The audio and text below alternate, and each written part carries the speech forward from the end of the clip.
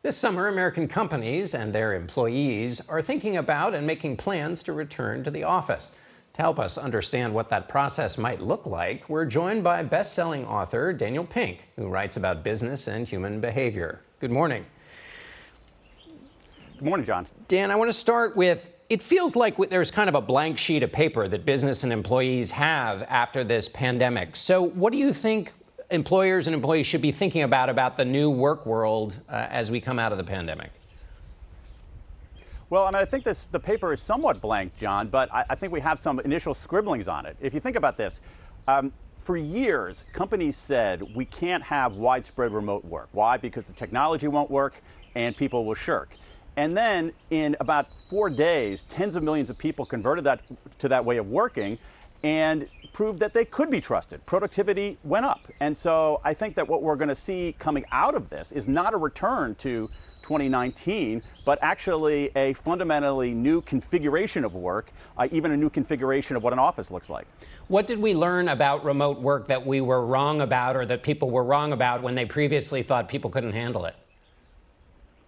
We were completely wrong about productivity and about trust. It turns out that most people in the workforce you can trust, and I think that's an enduring lesson of this. And if we go back, as some CEOs are saying, you know what, it's been a fun little experiment, everybody, but you better be back in the office or else you're going to get fired. I think that is tone deaf and a massive misreading of both the moment and the market. So we learned about trust. We also learned that some face-to-face interaction is essential, but not all face-to-face interaction is necessary every single day. And I think what we're going to end up with on the other side of this is an enduring form of hybrid work.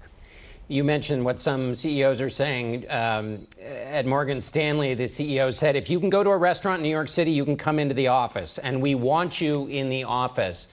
So does that, is that going to stick, or might some people who couldn't work at Morgan Stanley say, you know, I'm going to go somewhere else? You know, I think that, John, that kind of comment from the CEO of Morgan Stanley, I think in honor of Father's Day, is going to earn him a massive eye roll throughout the workplace.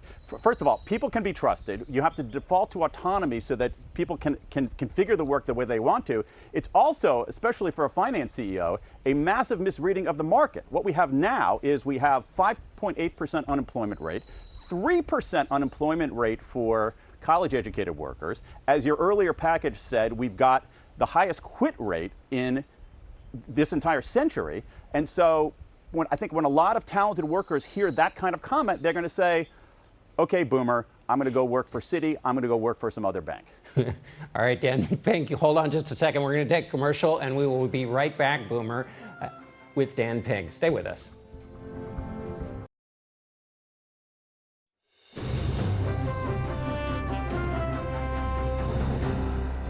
Welcome back to Face the Nation and our conversation with author Daniel Pink.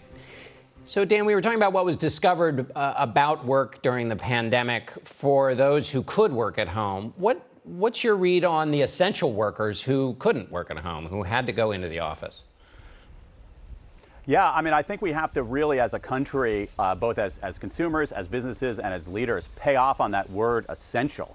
I mean, we pay lip service to it, but I think that one of the most important things we can do coming out of this pandemic is to really focus on the dignity of work. And dignity means decent wages, dignity means safe conditions, dignity means an opportunity to grow.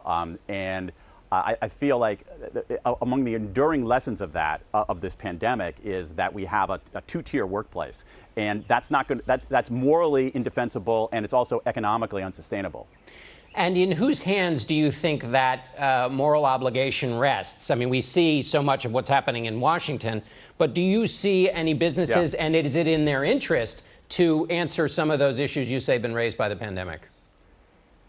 I think that there are some. I think it's a collective issue, John. I don't think it's the job of any single institution or any single person. I mean, I think part of it comes to us as consumers, and as for instance, simply treating essential workers well, saying thank you, respecting their work, honoring their work, but that's not enough. And you have some companies now moving toward higher wages, in part because of labor market pressures. You have some companies, not a lot, moving toward subsidized daycare because one of the other legacies of the pandemic is that 4 million American women dropped out of the workplace. We only have about half of them come back in the workplace right now. So one of the interesting things about this moment, and I think we should consider it a moment, is that it reflects a turning of the page of this country. And when we turn the page, we have an opportunity to write the story afresh. And the most important story that we can write in the U.S. workforce is ensuring truly that every job has dignity, decent wages, safe conditions, and an opportunity to grow.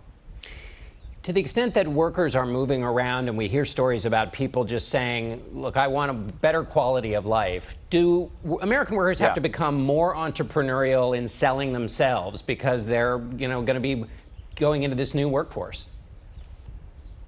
I think that's a very good point. I think that at some level, a lot of the risk and a lot of the responsibility, especially in the last 50 years, has gone from organizations to individuals. We're now responsible for navigating our careers. We're increasingly responsible for managing our education and training.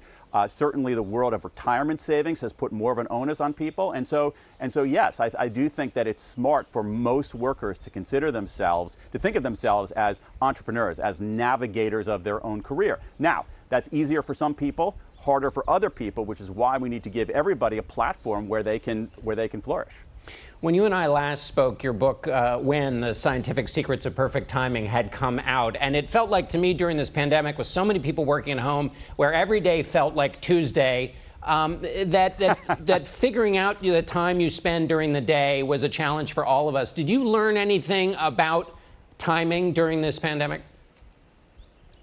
Yeah, I mean, I think that there are two important lessons there. One of them is that structure can be liberating. It sounds like a Zen koan, but it ends up being true. That when we have a lot of autonomy and freedom to configure our schedules, it actually helps to have some amount of structure. That structure can liberate us. The other thing, which I think is really urgent when you look at some of the numbers about burnout, even some of the numbers about depression and anxiety, are the importance of breaks. John, we have a huge amount of evidence that breaks should be part of our performance rather than a deviation from our performance. And so if we start encouraging people to take more breaks, I think people will be happier and more productive.